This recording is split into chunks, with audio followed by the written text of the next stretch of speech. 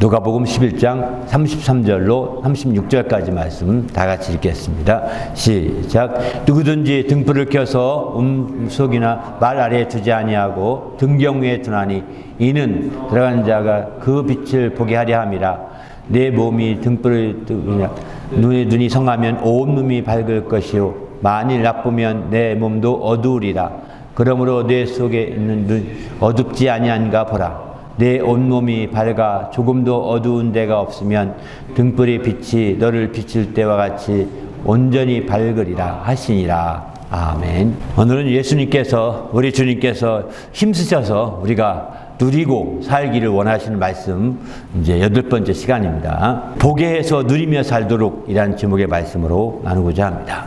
우리 그리스도인들은 빛 가운데 행하는 자들입니다.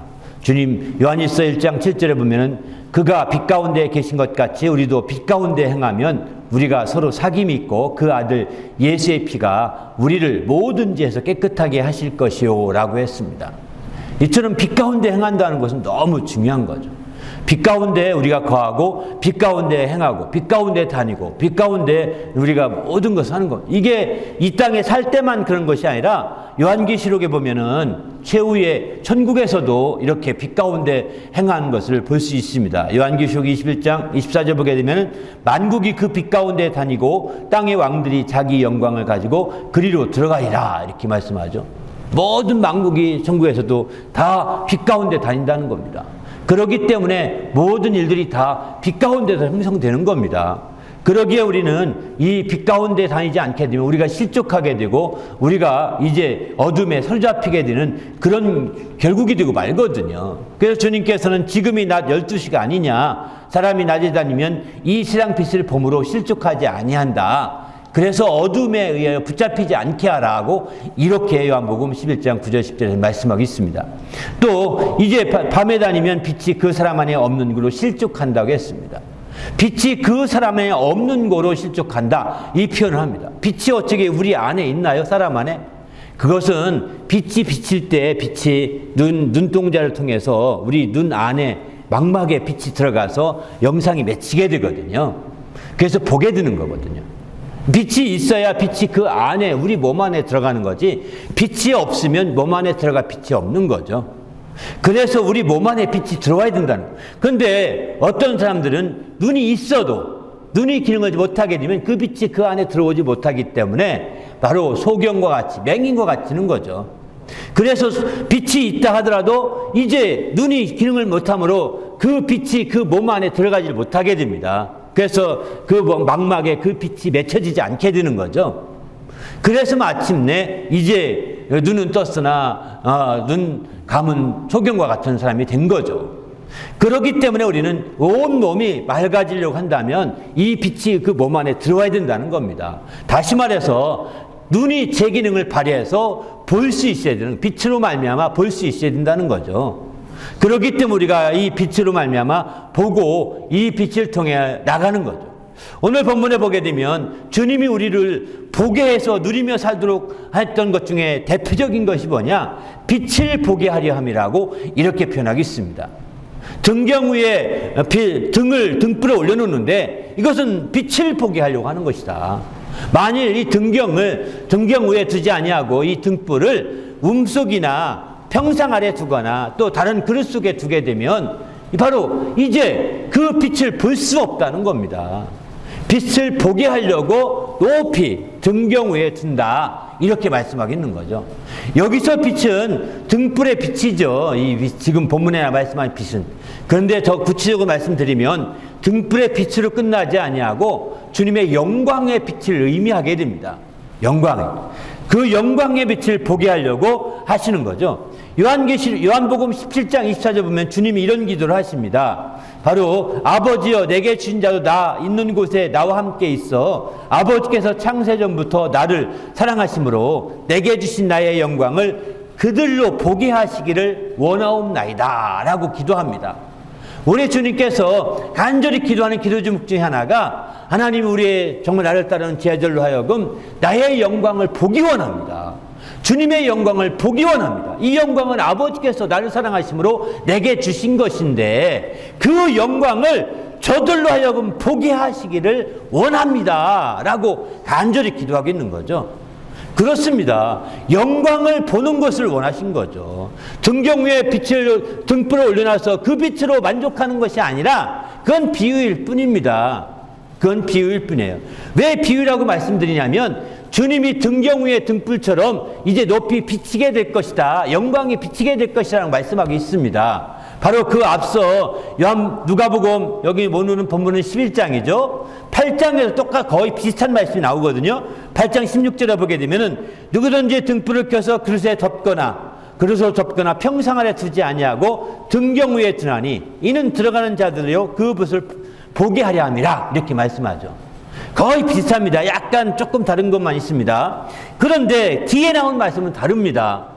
오늘은 온몸과 관계된 말씀은 본문에 나오지만 여기서는 바로 누가복음 8장에서는 숨은 것이 장차 드러나지 아니할 것이 없고 감춘 것이 장차 알려지고 나타나지 않을 것이 없느니라 이렇게 말씀합니다. 바로 빛이 숨은 것이 아니고 감춘 것이 아니고 반드시 드러난다는 거예요. 왜 주님께서 지금 이렇게 말씀하신 이유는 이때까지만 하더라도 주님이 갈릴리 지방에 주로 사역을 하셨거든요. 예루살렘에 주로 올라가지 아니하시고 갈릴리 지방에 주로 사역을 하셨는데 갈릴리는 알다시피 예루살렘에 비해서는 저 시골 동네잖아요. 여러분 지금 토론토에서 크게 역사하지 아니하고 저 베리나 저 북쪽에 서드베리에서 역사한다면 뭐 관심도 없지 않겠습니까? 더 먼 지역에 사니까 관심도 더 머니까 지금 갈릴리 지방은 예루살렘이 더 머니까요. 일주일씩 걸어가야 되거든요. 더 먼 지역이니까 사실은 이제 그렇게 아주 예루살렘은 상관없고 예루살렘과 아주 무관한 것처럼 느껴지고 감춰진 것처럼 느껴지고 숨겨진 것처럼 느껴지는 거죠.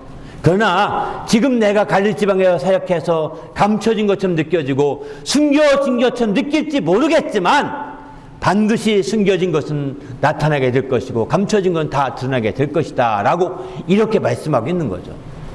그러면서 바로 등불을 켜는 것은 바로 음식에 두거나 평상 아래 두려고 하는 것이 아니다. 바로 등경에 높이 올려두어서 마침내 다 보게 하려고 하는 것이다 라고 말씀하는 겁니다. 그 빛을 보게 하려고. 주님은 감추려고 하지 않는 것이고 숨기려고 하지 않는 것이죠. 그럼에도 불구하고 우리 주님을 믿고 그것을 감추거나 우리 주님을 믿고 그것을 이제 알면도 불구하고 숨기는다고 한다면 이런 자들은 있는 것마저 다 빼앗기리라고 이렇게 누가복음 8장 18절이 그렇게 말합니다. 정말 그 있는 거 다 뺀다는 겁니다. 감추지 말라는 겁니다. 주님은 등경 위에 빛처럼 비춰져야 된다는 겁니다. 주님은 나의 삶 가운데 등경 위에 내 삶이 등경이 되고 그 위에서 주님의 그 빛이 비춰져야 된다는 것입니다. 그런데 주님을 마치 내가 가렸어요. 내가 주님을 가려가지고 내 의지와 내 철학과 내 개념이 주님을 가려서 주님을 음속에 넣거나 평상 안에 두듯이 가렸어요, 빛을. 그러면 있는 것까지도 빼앗기리라 이렇게 말씀하십니다. 경고하고 있는 거예요. 그러면서 이제 오늘 본문에 다시 한번 그의 말씀을 말씀하시는 거죠. 누구든지 등불을 켜서 음속이나 말 아래 두지 아니하고 등경 위에 두나니 이는 들어가는 자로 그 빛을 보게 하려 하며 이렇게 말합니다.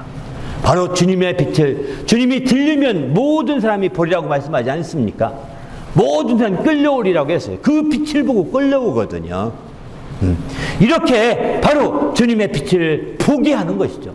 그 빛은 무엇이냐? 바로 앞서 말씀드린 것처럼 바로 주님의 영광을 빛을 보기를 원하시는 거죠. 단순한 빛이 아닙니다.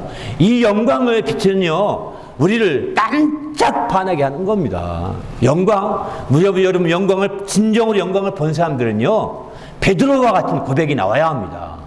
베드로는 변형된 산에 올라가서 그 지극히 큰 영광을 보았다고 그는 그렇게 표현하고 있습니다. 그가 본 것은 예수님이 변형된 산에서 정말 빛나고 흰 옷을 입고 찬란히 빛나는 그런 모습의 예수님, 변형된 모습을 보았던 거죠. 평상시 예수님 따르는 그런 모습과 다르게 놀라운 그 모습을 보고 그 옆에 모세와 엘리야가 있는 모습을 본 거죠. 그것을 베드로후서 1장 16절에 보게 되면은 바로 이제 영광을 보았다 이렇게 표현합니다. 친히 위엄을 보았고 17절에 지극히 큰 영광을 보았다. 그런 중에 음성이 들렸는데 저는 내 사랑하는 아들이요 저는 내 기뻐하는 자라고 이렇게 하였다 라고 베드로후서 1장 17절에 그렇게 말씀하겠죠. 그런데 똑같은 말씀이 누가 마태복음 17장 4절 5절에 계속 말씀하는데 그 말씀을 보게 되면 바로 주님이 영광이라는 표현이 한 번도 안 나옵니다. 주님의 이렇게 변형된 모습, 찬란히 빛나는 그런 모습을 바로 지극히 큰 영광이라고 베드로는 표현하고 있는 거죠. 이런 영광을 본 자들은요, 베드로가 무슨 고백했죠? 여기가 좋사오니, 그 영광을 보는 순간에 여기가 좋습니다. 여기가 좋사오니 여기에 초막셋을 짓겠습니다 라고 이렇게 마태복음 10장 4절은 그렇게 고백하고 있는 걸 보지 않습니까? 영광에 반해야 되는 겁니다. 영광을 본 자들이 영광을 보고 번쩍만척한다면 영광을 못 본 겁니다. 영광을 못 본 거예요. 세상 것에 가려서 영광을 보지 못한 것이지, 영광을 진정으로 본 자들은 그 영광에 반해서 여기가 좋사오니 여기에 초막셋을 짓고 여기서 주님을 위해서 함께 살고 싶습니다 라고 고백하는 것이 바로 영광을 본 자들의 똑같은 간증이요 경험들입니다. 얼마 전에 이제 미국의 어느 대학인데 캠퍼스에서 어떤 체프 시간에 회개 운동이 벌어졌다고 합니다. 근데 거기는 인도자도 없는데 회개 운동이 벌어져서 거기 회개하면서 막 사람만 오면 거기서 변화되는 거예요. 그리고 병도 낫고 막 이렇게 역사 나타납니다. 그런데 그런 일이 벌어지면서 사람들이 끊이지 않고 온답니다. 거기에 빈 적이 없답니다. 그 기도가 끝난 적이 없답니다. 왜 그럴까요? 영광을 보았기 때문인 거거든요. 거기에 참여했던 자들이, 거기서 회개한 자들이 주님의 큰 영광을 보았기 때문에 떠날 수가 없는 거예요. 쉽게 떠날 수가 없어요. 급해서 화장실도 가고 급해서 먹으러 가기도 하고 할지 모르지만 또 누군가 그 자리 지키고 또 지키고 계속 그 영광을 보기 때문에 그곳이 계속 수개월 동안 계속되고 있다는 얘기를 뉴스를 보면서 깜짝 놀랐습니다. 지금 시대도 그렇구나. 영광을 본 자들은 거기에 반해서 거기에 정말 여기가 좋사오니 하면서 주를 위해서 헌신을 다짐하며 주를 위해서 주의 뜻대로 살겠다고 결심하며 이렇게 나가고 있는 거구나. 영광을 본 자들은. 그러나 영광을 보지 못한 자들은 그렇지 않습니다. 바로 베드로와 함께 베드로는 그 영광을 보았기 때문에 정말 예수님을 맹세하며 저주까지 했지만 다시 영광을 보고 돌이켜서 그 영광을 알기 때문에 돌이켜서 주의 뜻대로 쓰임받으셨던 거 아니겠습니까? 반면에 베드로뿐만 아니죠. 또 베드로와 함께 그 영광을 보았던 자 중에 누가 있습니까? 야고보와 요한도 있었죠. 야고보 같은 경우는 그 영광을 보고 그 영광에 반해서 그의 처음으로 순교합니다. 기독교의 첫 선교자입니다. 야고보가 처음으로 주를 위해서 정말 아무것도 안 하고 죽으면 무슨 소용이 있겠습니까? 그러나 그는 아무것도 안 하고 죽어버립니다. 그 돌에 맞아 죽게 되지 않습니까? 이렇게까지 그 영광을 알기 때문에 그 영광 앞에 피하지 않고 그 영광 앞에 도망치지 아니하고 그 영광 앞에 아주 목숨을 구걸하지 아니하고 오히려 그는 죽어가는 것을 쉽게 택할 수 있었던 거죠. 왜? 여기가 좋으니까요. 그 영광이 있는 그곳이 좋으니까요. 사도 요한은 어떻습니까? 사도들 중에 가장 많이 핍박받고 가장 많이 어려움을 겪었고 가장 많이 힘든 일 겪었고 그러면 가장 오래 살았어요. 그러면서도 믿음을 포기하지 않고 믿음을 끝까지 지키면서 최후의 요한복음과 요한계시록까지 기록을 하고 그가 정말 운명하지 않습니까? 이렇게 하셨던 것도 그가 영광을 보았기 때문에 하루 이틀 믿은 게 아니라 가장 길게 믿은 거. 아마 예수 믿은 사람 가운데 가장 오랫동안 믿었던 사람인지도 모르겠습니다. 물론 더 예수 믿는 사람은 100살 넘게 산 사람이 있는지 모르겠지만 정말 그 100살 넘게 사셨으면 더 모태신앙부터 더 오래 믿었다 할지 모르겠지만 이분은 정말 주님을 직접 만나 그렇게 믿었던 영광을 보았기 때문에 그렇게 정말 열정이 끊이지 아니하고 끝까지 한결같은 열정으로 살았던 것이죠. 바로 영광을 보았기 때문에 가능한 겁니다.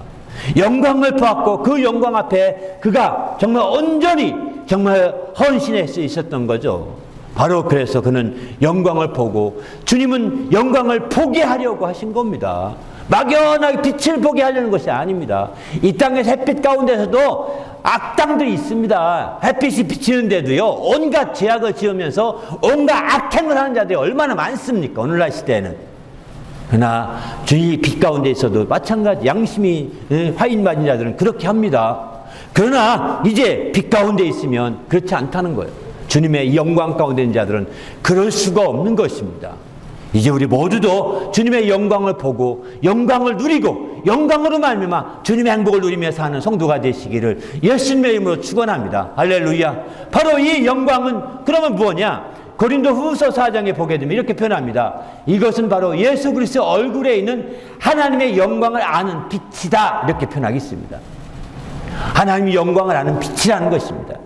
영광을 닮아 표현한다면 하나님의 얼굴에 있는 그 영광의 빛이에요.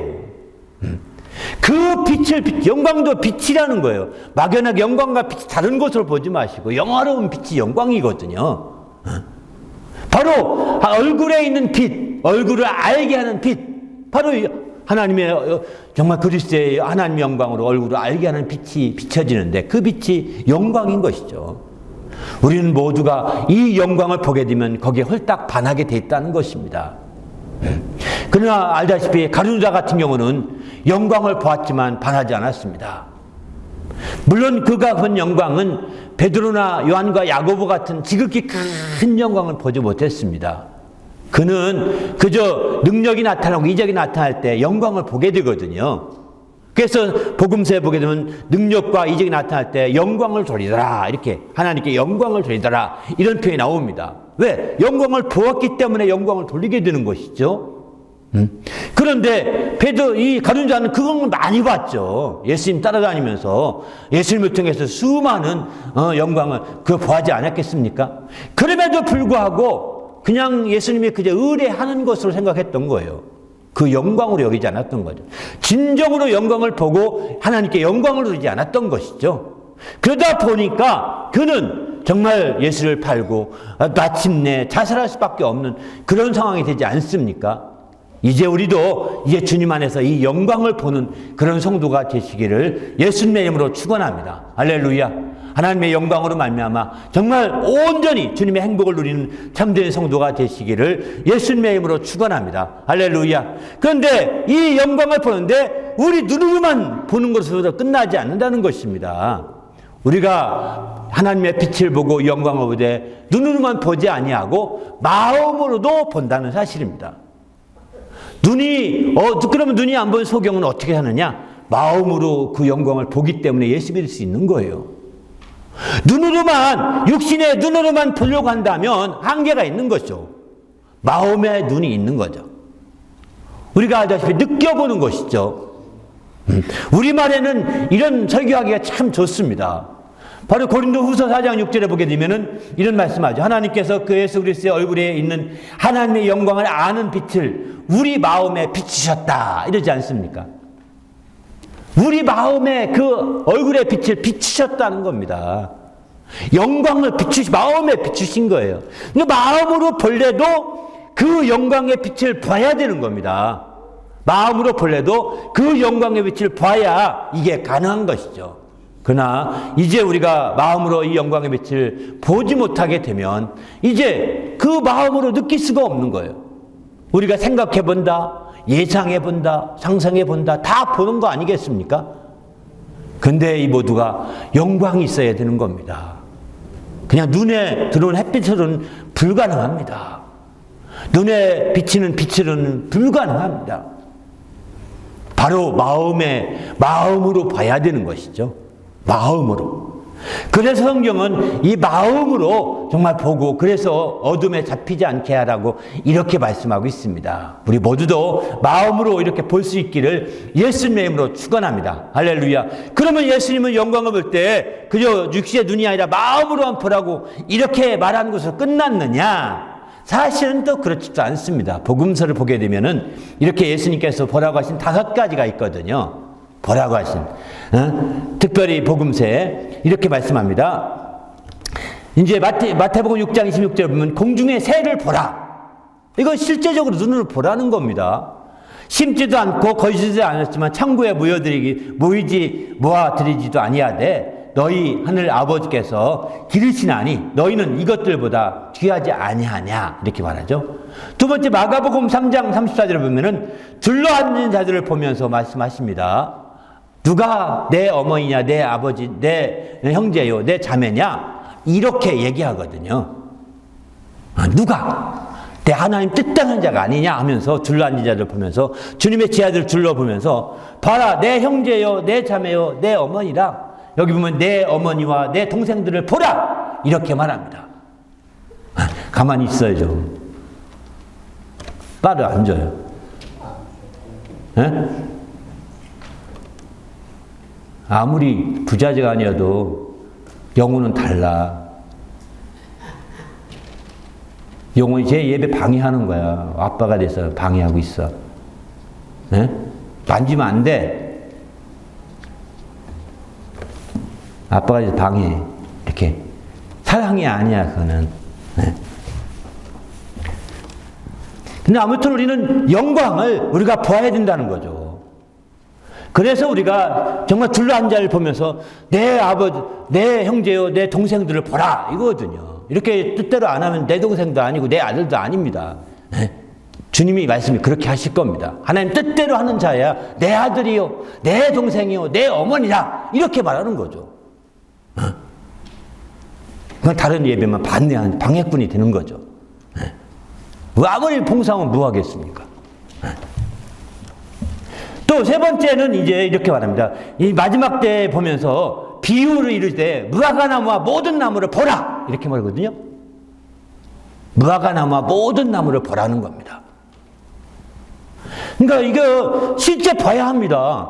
또 다섯 번째는 네 번째는요. 너 내 속에 오늘 본문에 보면 내 속에 있는 빛이 어둡지 아니한가 보라 이러거든요. 보라는 겁니다. 내 속에 빛이 있나 없나 보라는 겁니다. 빛이 있으십니까?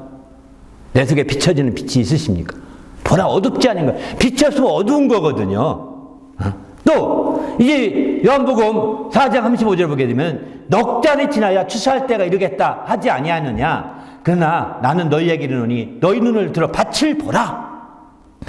이미 휘어져 추수하게 되었도다. 이렇게 밭을 보라는 겁니다. 인간의 상식으로 인간의 이르노는 넉 달이 지나야 추수할 때가 되는 거거든요. 근데 밭을 봐라. 현장에 가봐라. 이겁니다. 현장에 가보면 벌써 추수할 때가 됐다. 이겁니다. 우리가 그냥 이론적으로 아직 멀었는데 추수하려면 이렇게 생각하지 말라는 겁니다. 우리 경험을 바탕으로. 그러나 현장에 가보면 급하다는 겁니다. 바로 저는 이 다섯 가지는 우리가 눈여겨보셔야 합니다. 다른 거 보지만 영광에 보지만 이 땅에 있는 것 가운데 다른 거 보지 마시고 이 다섯 가지 보면서 거기서 하나님의 신성을 발견할 수 있어야 되는 거거든요. 거기서 하나님의 신성을 느낄 수 있고 그럴 때에 영광을 더 가까이 접근해 갈 수가 있는 것이죠. 영광을 볼 수 있는 길이 열리게 되는 거죠. 그렇지 않고 이렇게 신성을 못 느끼고 여기서 이런 다섯 가지에 등한히 여겨 주님이 공중의 새를 보러 가는데 공중의 새를 유심히 보면서 정말 주님이 어떻게 기르시는지 관심도 안 둬. 아, 새가 예쁘다. 새가 멀리 철새 구경 가듯이 예쁘다. 이것만 하면 안 된다는 겁니다. 어떻게 기르시는지를 생각하면서 보라는 거예요. 철새 구경만 예쁘다고 보는 거 소용이 없는 거예요. 하나님은 어떻게 저런 새를 기르실까? 저렇게. 이 기르는 거에 초점 두고 이해해 보시라는 겁니다. 또 이제 드레핀 백합화를 보죠. 보라고 말씀합니다. 드레핀 백합화를 보라. 그 백합화를 보면서 꽃이 예쁘다. 소용이 없습니다. 성경 안에서 꽃이 예쁘다. 아무 100번의 소용이 없습니다. 저는 저가 직조도 하지 않은데 직물도 짜지 않고 옷도 사지 않았는데 어떻게 저렇게 아름답게 입게 했을까? 누가 그렇게 했을까? 이런 관점에서 보셔야 된다는 거예요. 꽃이 단순하게 예쁘다고 보지 마시고 야, 이렇게 아름다운 거 이거 입히셨네. 어떻게 이렇게 입히실까? 야, 그러니 우리는 안 입히겠어? 저 마음속에 힘을 얻지 않겠습니까? 또 더 나가서 이제 하나님 뜻대로 하는 자, 내 형제, 내 동생들을 보라 했으니까 하나님 뜻대로 하는 자들을 많이 보십시오. 여러분 사람들 관심 가질 때 저는 아무 사람 관심 갖지 마세요. 명예자, 돈 많은 자, 정말 그 고관들 관심 그들 보지 마시고 하나님 뜻대로 하는 자를 보십시오. 내 어머니를 보라, 내 동생들을 보라 했으니까 그들을 보셔야 되지 않겠습니까? 그들을 보고 그들에게 배울 게 있어야 되지 않겠습니까? 세상의 고관들, 세상의 철학자들, 세상의 사상가들을 보면서 마치 그게 자기한테 크게 뭐 영감을 준 것처럼 얘기할 수는 있긴 하겠지만 또 영감도 주게 세상적인 영감이 있으니까요. 그러나 주님은 그런 사람들을 보러 가지 않았습니다. 하나님의 뜻대로 하는 자들을 보라고 이런 자들을 봐야 되지 않겠습니까? 또 우리의 이 생각과 관념대로 이제 보면 안 되는 거죠. 넉 달이 지나야 된다든가 우리 생각과 이론대로 보지 마시고 현장을 직접 가서 보라는 겁니다. 바로 이미 거기선 추수할 때가 이르렀다라고 이렇게 말씀합니다. 더 나가서 이제 무화과나무와 모든 나무를 보라 이렇게 했습니다. 바로 주님의 재림의 때를 생각하면서 보라는 겁니다. 나무가 무성해지면 여름이 가까운 줄 알듯이 여름이 정말 주님 오실 때 가깝구나 이렇게 이해하라는 겁니다. 그 나무가 예쁘다 이게 보라는 게 아닙니다. 나무가 참 모양이 예쁘네 이걸 보라는 것이 아니라 이거 좀 여름이 주님 때가 가까웠구나 이걸 보라는 거죠. 그 나무를 보면서 무화과 나무나 다른 나무를 포도나무든 다른 나무 모든 나무라고 표현되어 있습니다. 그러니까 우리가 이 보라고 한 것에 초점 두고 보시길 부탁드립니다. 할렐루야. 주님이 보라고 한 것도 안 보면서 주님이 보라고 한 것도 깊이 보지 못하면서 주님이 보지 말라고 한 것까지도 다른데 주님이 보라고 하지 않은 것에 주님 보지 말라고 한 적은 없습니다.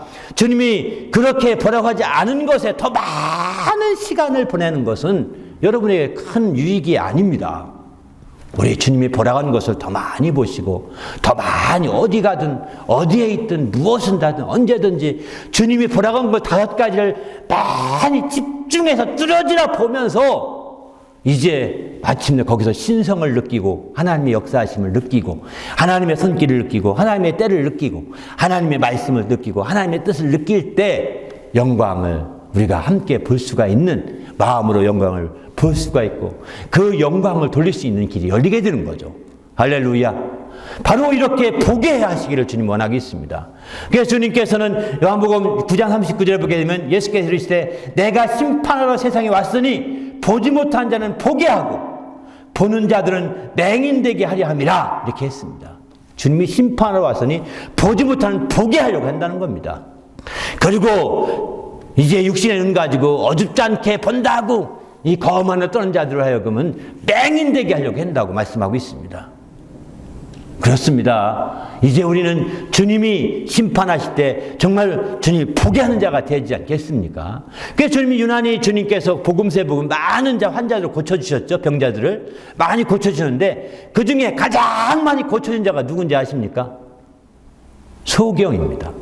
기머거리, 벙어리 다 있지만 기머거리나 벙어리보다 소경을 가장 많이 고쳤고 소경에 대한 언급이 가장 많이 나옵니다. 요즘 개혁 개정판 성경에서는 소경을 하면 안 씁니다. 맹이라는 단어를 쓰는데 저는 소경이라는 단어가 너무 익숙한데 맹이라는 말이 어색하거든요. 왜 바꿨는지 모르겠습니다. 순우리말을 쓴 단어들은 다 바꿨어요. 벙어리라는 말도 별로 안 나오고 기머거리도 별로 안 나오고 맹 다 그렇습니다. 그냥 한자말로 바꾼 것 같아서 아쉽더라고요. 그런데 어쨌든 이 소경을 가장 많이 고쳐주셨고요. 그리고 마지막 심판을 통해서도 보지 못한 데는 다 포기하려고 한 거죠. 심지어 주님이 능력이 많아서 고치시는데 정말 상대방이 믿음이 없으면 주님이 잘 안 고쳐지잖아요. 상대방 믿음만큼 고쳐지는 거 아니겠습니까? 어떤 사람 같은 경우는 소경은 주님이 힘을 뱉어서 흙으로 마침내서 얼굴에 발라주고 아니 그래도 나아야 될 텐데 눈이 안 떠집니다. 그러니까 너 실로암 가서 같이 씻으라 이렇게 말하죠. 그 실로암 가서 씻었더니 보였다고 했습니다.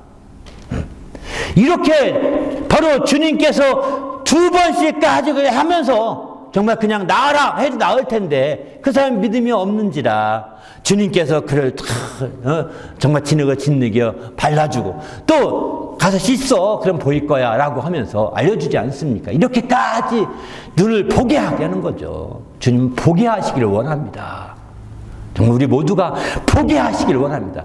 그 중에서도 영광을 보게 하시기를 원합니다. 그것은 주님의 영원한 기도 제목입니다. 주여 아버지여 창세전부터 내게 주신 아버지께서 내게 주신 영광을 저들로 보게 하옵소서라고 간절히 기도하고 있지 않습니까? 우리 모두도 이 영광을 보는 주님의 성도가 되시기를 예수님의 이름으로 축원합니다. 할렐루야. 그래서 이 영광을 보고 이 영광을 누리고 이 영광을 힘입고 나갈 때 하나님 영광을 돌릴 수가 있는 거죠. 오늘 본문은 그래서 우리의 눈이 정말 빛이 들어와서 영광을 볼 수 있는 빛이 들어와야 된다는 거예요. 그래야 우리의 온몸이 성한 몸이 된다는 겁니다. 바로 몸의 등불은 눈이다 이렇게 말합니다. 몸의 등불은 눈이라. 그 눈이 정말 밝은 빛으로 영광을 봄으로 말미암아 이제 등불처럼 빛나야 된다는 거죠. 그렇지 않으면 온몸이 이제 다 어둠에 사로잡히게 되는 거죠. 내 몸이 어둡지 아니한가 보라고 이렇게 권고하고 있습니다. 우리 온몸이 밝아 조금도 어둠이 틈타지 못하도록 우리의 정말 몸의 등불과 같은 눈에 정말 빛으로 가득 채워지시기를 예수님의 이름으로 축원합니다. 정말 그뿐만 아니라 마음에도 이 하늘의 주님의 얼굴에 나는 그 빛으로 영광으로 가득 채워져서 정말 마음으로도 볼 수 있고 눈으로도 볼 수 있는 성도가 되시기를 예수님의 이름으로 축원합니다. 그래서 우리가 그 영광을 보면 베드로처럼 반해서 여기가 좋사오니 여기에서 주를 섬기겠나이다. 여기에서 주님의 초막을 지켰나이다. 라고 고백하신 자가 되어야 되는 거죠. 그럴 때 참 왜 이런 고백이 나올까요? 행복함이 있기 때문인 겁니다. 왜 이런 고백이 나오냐? 정말 주님의 영광을 보면 거기에 반해서 큰 행복감을 느끼고 큰 위로와 기쁨을 누릴 수 있는 거거든요. 그러니까 그거 떠나고 싶지 않은 거예요. 우리 모두도 이런 영광을 함께 보시고 이 영광을 함께 누리는 성도가 되시기를 예수님의 이름으로 축원합니다. 이 영광으로 말미암아 행복해지는 성도가 되시기를 예수님의 이름으로 축원합니다. 다 함께 기도하겠습니다.